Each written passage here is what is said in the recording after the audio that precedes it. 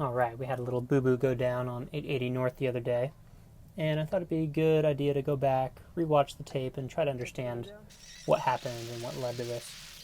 So the whole situation started with this guy, a motorcyclist who is splitting between lanes 1 and 2, and the footage is sped up, but in real time this guy's going very slow, and he's not checking his mirrors, not letting any other motorcyclists like me go past him. This is one of my biggest pet peeves with other motorcyclists. Anyways, after being stuck behind him for a short while, I see another motorcyclist coming up behind me going really fast. So I pull over to let him go by, and he zips past pretty quick. And he gives me a little gesture of a thank you for pulling off to the side, and I fall back in line behind him. And this is where the bad situation begins, because now you have someone who's going very fast, probably in a hurry, right on the ass of a slower motorcyclist who's not checking his mirrors. And so the fast guy is, honking at him, revving his engine, swerving left and right, trying to get around him. I see another motorcyclist coming up behind me, so I pull over once again, let this other guy go past. And that creates a situation where now there's three of us, three motorcyclists, me being the third, all stuck behind this one slow guy who is just not checking his mirrors.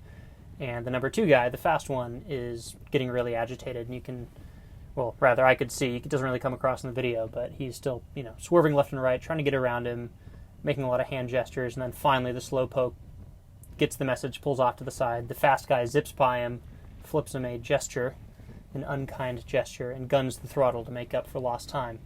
And unfortunately, it's only a few seconds later that the fast guy then gets cut off by a car, slams into the back of the car, and wipes out. So that really sucks. Slowpoke pulls over to the shoulder. I pull over to the shoulder, see if there's anything I can do to help. Pretty self-explanatory here. The driver of the car that cut him off also stops, gets out of his car. The slowpoke guy helps lift the bike off the road, which is pretty awkward because he just got flipped off by this dude when he went past him. Now, a few seconds later, he's helping the guy out, so that was a little uncomfortable. Bike's pretty messed up. It's not clear to me whether or not he could have ridden it out of there, but, seems to roll off the freeway fine. And, yeah, that's pretty much that.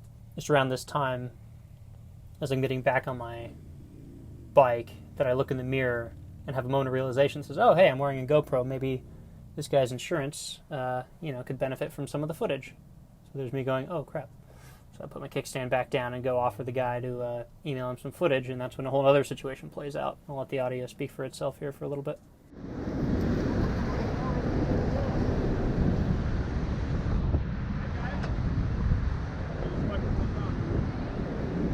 You guys okay?